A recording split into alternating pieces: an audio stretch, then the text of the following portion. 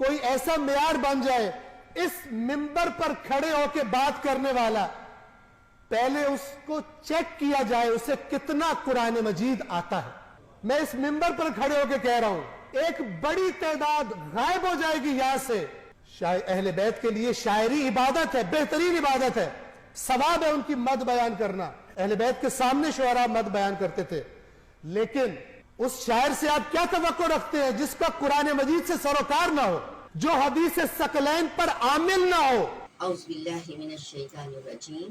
بسم اللہ الرحمن الرحیم. ربی شرح لی صدری ویسر لی امری واحلل عقدۃ من لسانی یفقہوا قولی. ربی زدنی علما ربی زدنی علما ربی زدنی علما. میرا خطاب آپ سے آداب منبر اور طرز خطابت پر ہے. جو لوگ خطیب بننا چاہیں, خطابت کرنا چاہیں, ذاکرہ بننا چاہیں, ذکر کرنا چاہیں, ان کو یہ پتہ ہونا چاہیے کہ کون سی خصوصیات ہمارے اندر ہوں تو ہم ذاکرہ بن سکتے ہیں, ہم خطیبہ بن سکتے ہیں, ہم منبر پر بیٹھ سکتے ہیں, لوگوں سے خطاب کر سکتے ہیں. منبر پہ بیٹھنا اتنا آسان نہیں ہے کہ جسے فقط بولنا آتا ہو, فقط سپیچ کرنا آتی ہو, فقط ڈیبیٹ کرنا آتی ہو. ہر ڈیبیٹر اچھا خطیب یا ذاکر یا ذاکرہ نہیں ہو سکتے, کیونکہ جو لوگ تقریر فقط کرتے ہیں وہ ایک رٹی ہوئی چیز ہوتی ہے.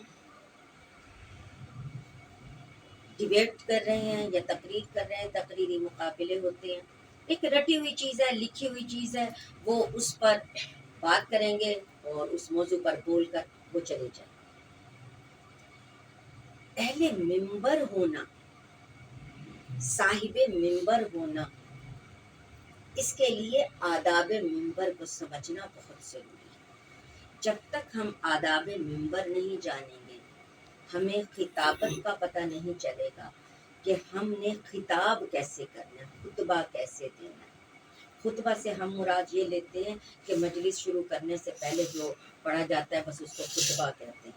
انبیاء کے وارث علماء کرام ہیں, ان کو حق ہے کہ وہ منبر پر آئیں اور لوگوں کے بھلے کے لیے ان سے خطاب کریں, ان کی رہنمائی کریں.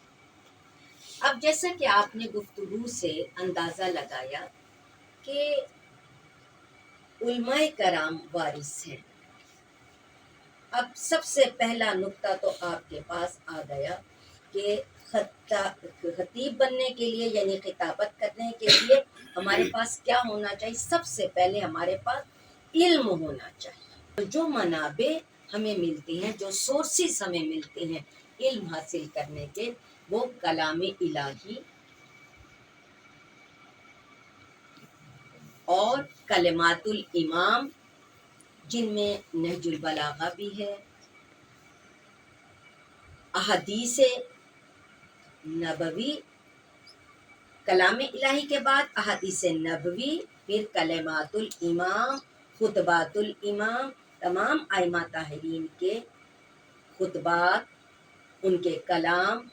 اب زیادہ تر جو آپ کو خطبات یا قول ملیں گے, مکتوبات ملیں گے, وہ جناب علی مرتضیٰ کرم اللہ وجہہ ان کے ملیں گے, وہ جسے ہم نہج البلاغہ کہتے ہیں. لیکن ان سب چیزوں کو سمجھنے کے لیے ہمارا علم کی طرف رغبت کرنا ضروری ہے. خصوصی طور پر قرآن پاک کو سمجھنا, سب سے پہلے اس کو صحیح طریقے سے اس کی تلاوت کرنا, صحیح طریقے سے اس کی ادائیگی کرنا الفاظ کی, پھر اس کا مفہوم سمجھنا, تاریخ اسلام کو غور سے پڑھنا, احادیث پر ایک گہری نگاہ رکھنا, یہ سب چیزیں ضروری ہیں. یہ سب چیزیں ہیں تو ایک شخص ضرور بیٹھے, کیونکہ وہ کچھ بتا سکے گا دوسرے کو. اور اگر اس کے پاس یہ علم نہیں ہے تو کہانیاں سنانے کے لیے ممبر نہیں ہوتا. حاصل کیا جائے پھر اندرونی اور بیرونی تیاری کرنی.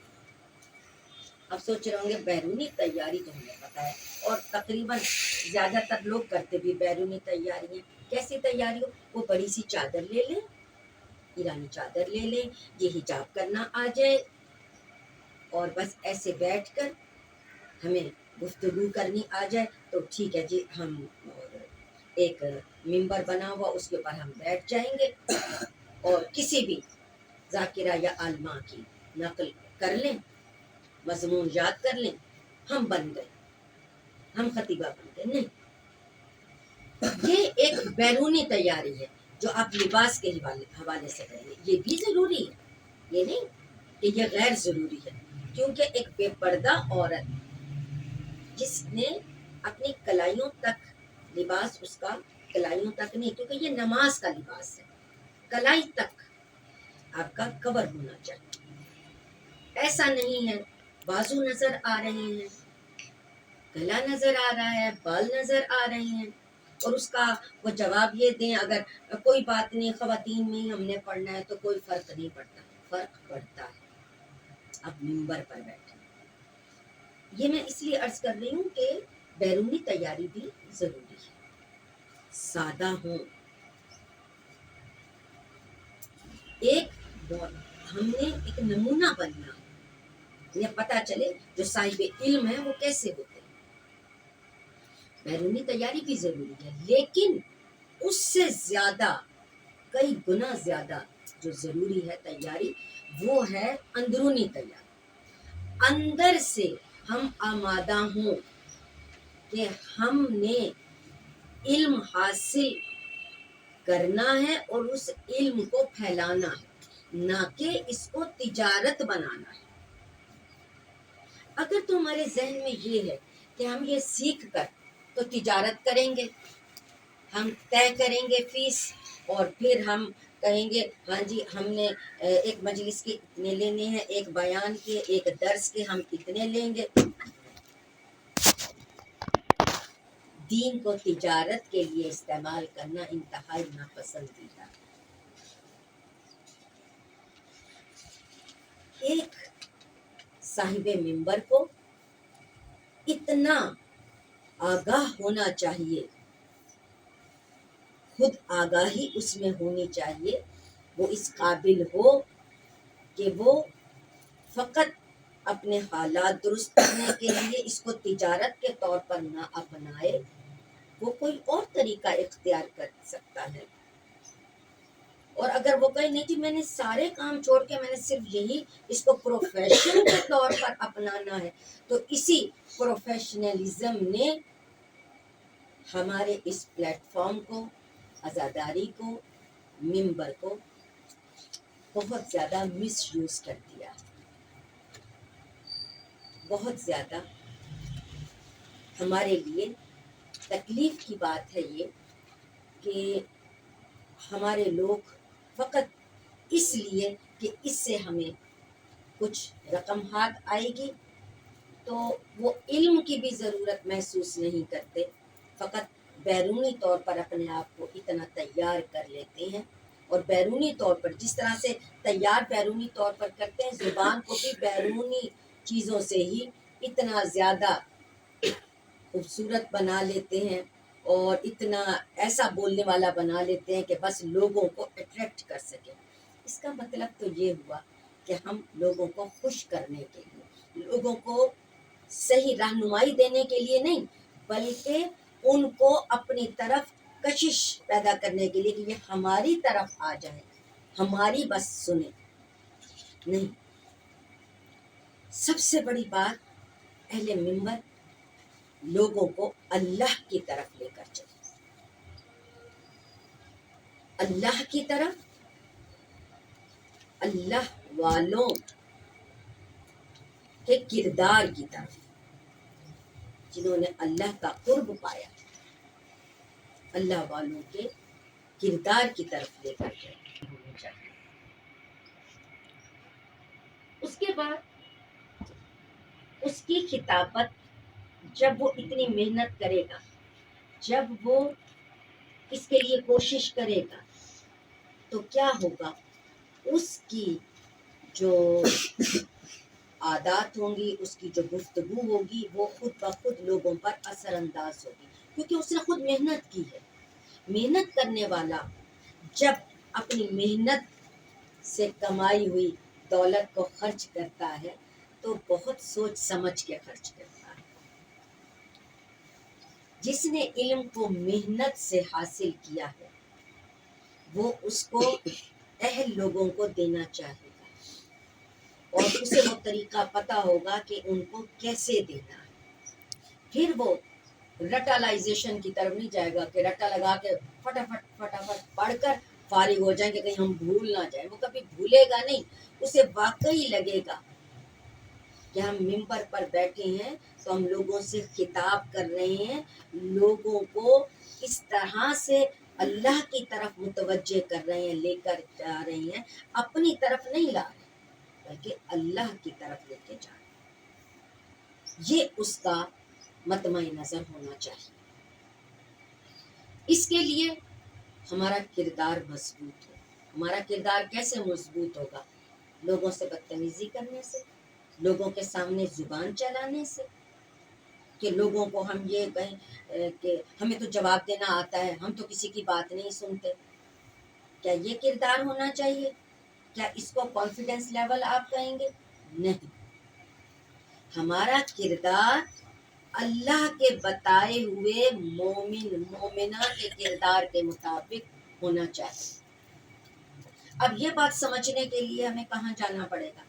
کلام الہی کو سمجھنا پڑے گا، احادیث نبوی، احادیث ائمہ طاہرین کی طرف جانا ہوگا۔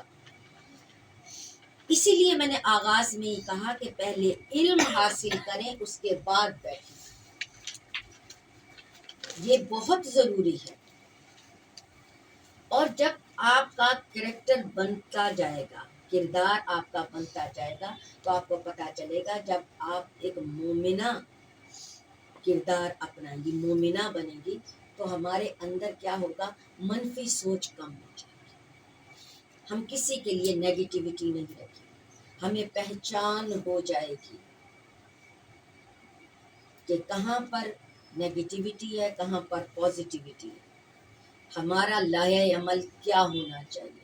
ہماری شعور میں اضافہ ہوگا، ہماری معرفت میں اضافہ ہوگا، دین اور دنیا کی سمجھ آنا شروع ہو جائے گی۔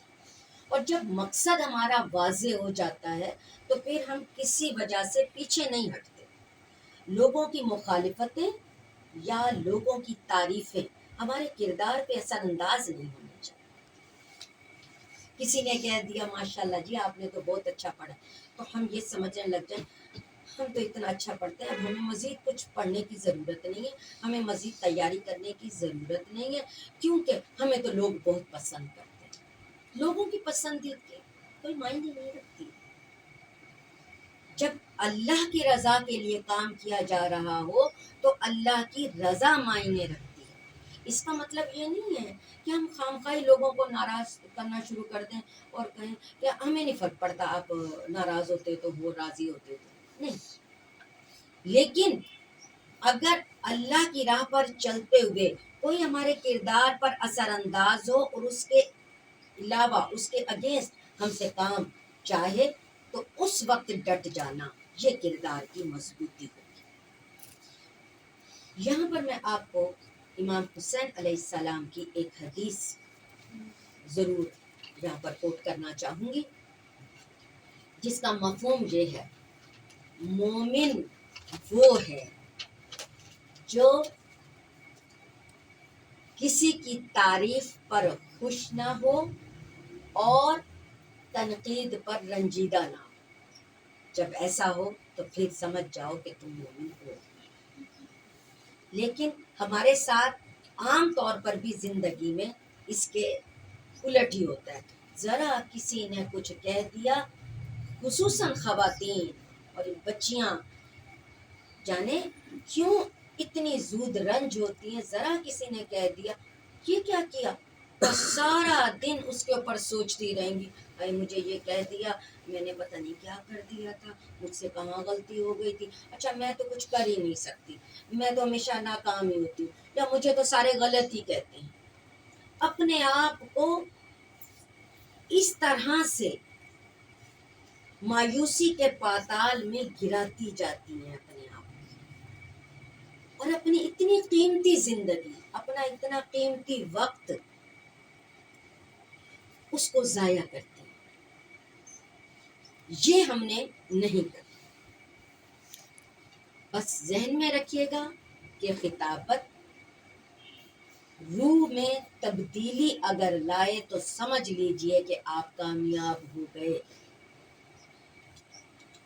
یعنی خطابت علم بانٹنے کا ذریعہ ہونا چاہیے، نہ کہ لوگوں کو بے عملی کی طرف لے کر چلے کہ بس آپ آ جائیں، آپ یہاں بیٹھ جائیں، آپ جنتی ہو گئے، آپ آ جائیں، آپ یہ رسم پوری کر لیں، آپ جنت میں چلے جائیں گے. یعنی آپ عمل کچھ کریں یا نہ کریں، آپ جنت میں چلے جائیں گے. کیوں جنت میں چلے جائیں گے؟ جنت اتنی سستی تو نہیں ہے. اور ائمہ طاہرین نے جو قربانیاں دی ہیں، جن قربانیوں کی یاد ہم مناتے ہیں، وہ قربانیاں اس لیے نہیں دی کہ فقط ہم ان کے فضائل بیان کریں اور رو لیں ان کے مصائب پر، اور جس مقصد کی خاطر، جو مشن تھا ان کا، اس کو ہم نظر انداز کریں. ان چیزوں کا جب ہم دھیان رکھیں گے اور اس کو ایک کار الہی سمجھ کر ادا کریں گے، پرفارم کریں گے اس کام کو، تو پھر ہم کامیاب ہوں گے. اور اگر ہم دنیا کو خوش کرنے کے لیے یا لوگوں کو دکھانے کے لیے یا دنیاوی فائدے کے لیے اس طرف آئیں گے، تو پھر آپ سمجھ لیجئے کہ دنیا چاہنے والے کا انجام اچھا نہیں ہوتا. اور خصوصاً ایسے لوگ جو دین کو دنیا کمانے کا ذریعہ بنا لیں، اللہ تعالیٰ ان سے راضی نہیں. انشاءاللہ اس پر ہم آگے بھی بات کریں گے. آئیے ہم سب مل کر دعا کرتے ہیں کہ میرا پاک پروردگار ہماری اس قلیل سی کاوش کو اپنی بارگاہ میں قبول و منظور فرمائے. آمین. اور جو ہم نے سمجھا ہے، سیکھا ہے، ہمیں اس پر عمل پیرا ہونے کی توفیق عطا فرمائے. پروردگار ہماری خطاؤں سے درگزر فرمائے. یا اللہ تو ہمارے گناہان کبیرہ اور صغیرہ کی بخشش فرما. یا اللہ ہمیں نیکی کی توفیق عطا فرما. پروردگار ہمیں اپنی محبت عطا فرما. یا اللہ ہمیں رسول و آل رسول کی مودت عطا فرما. پروردگار ہماری جو دل کی بند آنکھیں ہیں وہ کھول دی. پروردگار ذہنوں کے بند دریچے ہمارے کھول دی. پروردگار ہمیں اپنے پیارے بندوں میں شمار فرما. ہم سب کے مرحومین کی مغفرت فرما. آمین یا رب العالمین. ربنا لا تزغ قلوبنا بعد إذ هديتنا وهب لنا من لدنك رحمة إنك أنت الوهاب. سبحانك اللهم وبحمدك نشهد أن لا إله إلا أنت نستغفرك ونتوب إليك. اللهم صل على محمد وآل محمد وعجل فرجه وسهل مخرجه.